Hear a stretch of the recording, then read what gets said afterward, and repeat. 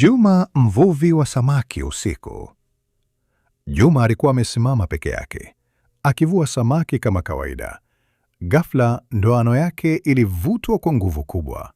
Hakuwahi kuhisi nguvu kama ile. Alivuta kwa hofu mpaka alipomwona samaki mkubwa wa ajabu. Lakini kilichomfanya atetemeke si ukubwa wake, ni pale samaki yule alipoongea. Kwa sauti nzito alisema, "Juma, usiniue, nami nitakupa utajiri." Juma alisimama kimya. Samaki akaendelea, "Lakini ukivunja sharti langu, utapoteza kila kitu." Juma hakujua kuanzia usiku huo maisha yake yangekuwa na mwanzo mpya na mwisho wa kutisha.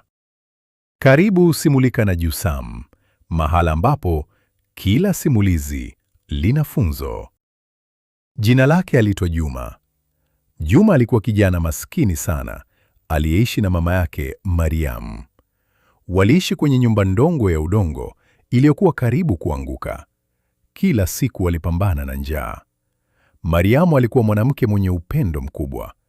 Alijitahidi kila siku kuhakikisha mwanaye anapata angalau kitu kidogo cha kula, lakini haikuwa rahisi. Juma alikuwa mvuvi. Kila siku alikwenda ziwani, lakini bahati haikuwa upande wake.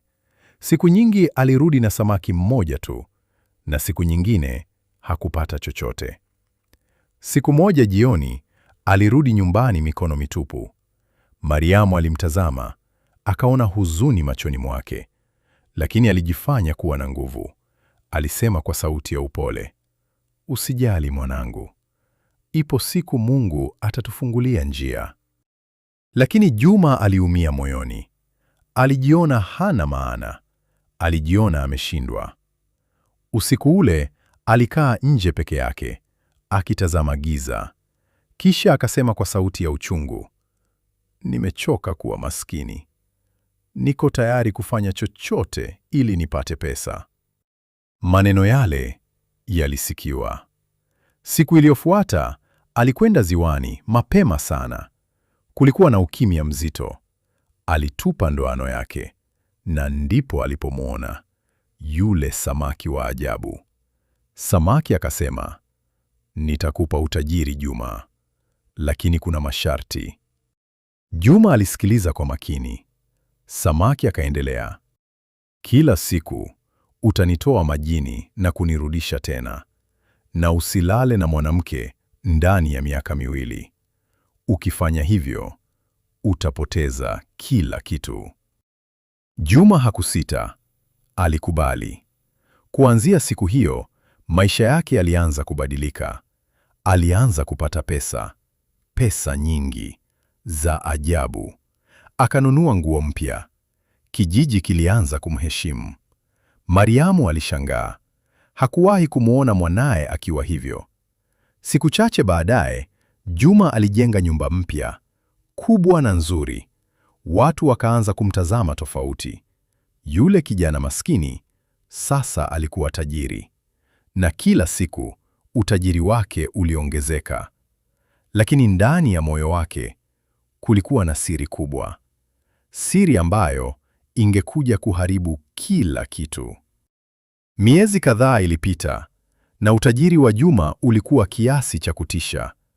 Alikuwa na kila kitu, lakini sharti la samaki la kutolala na mwanamke kwa miaka 2 lilianza kuwa mzigo mzito moyoni mwake.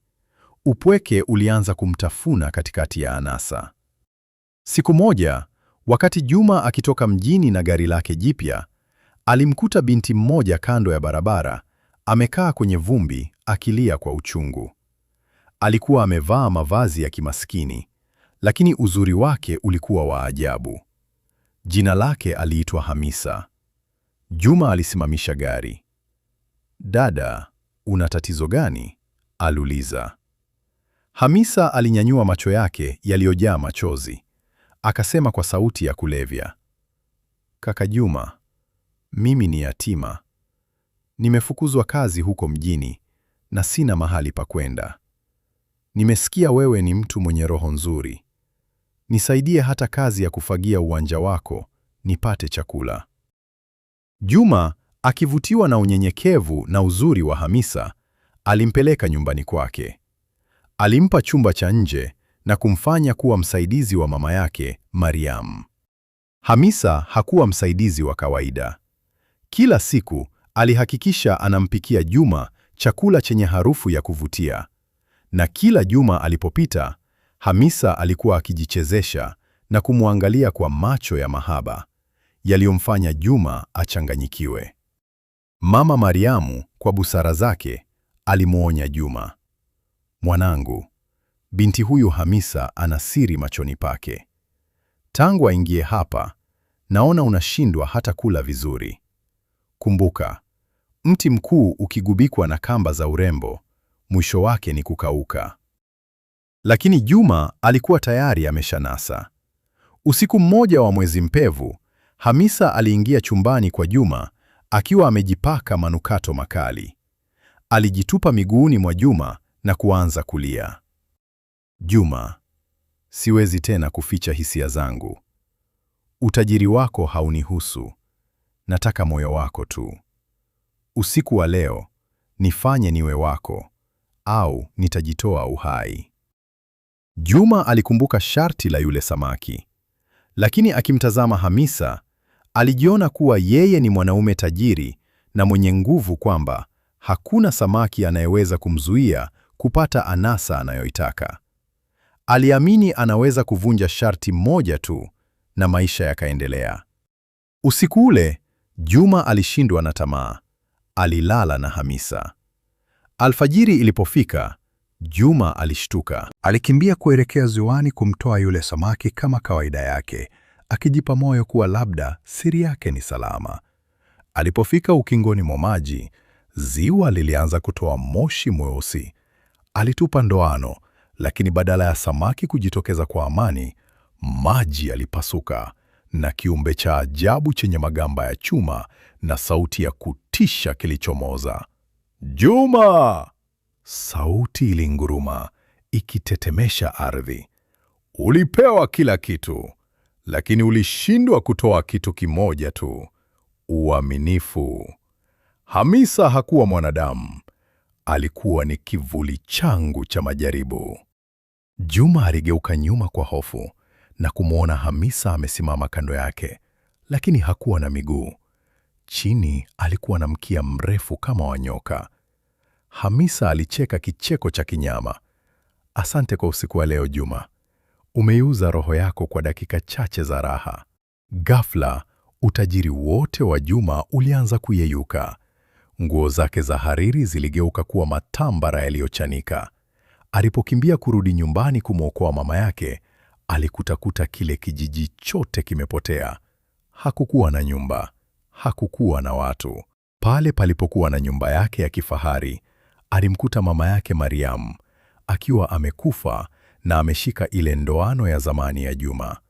Alikuwa amekufa tangu siku ile Juma alipoingia mkataba na samaki, na kila alichokiona Juma kwa miaka ile yote ilikuwa ni mazalia ya jini. Juma alibaki peke yake ufukweni, akilia na kuita jina la mama yake, huku sauti ya Hamisa ikisikika kwa mbali ikisema, "Tamaa ya haraka ndiyo kaburi la maskini aliyejisahau." Karibu tena Simulika na Jusam.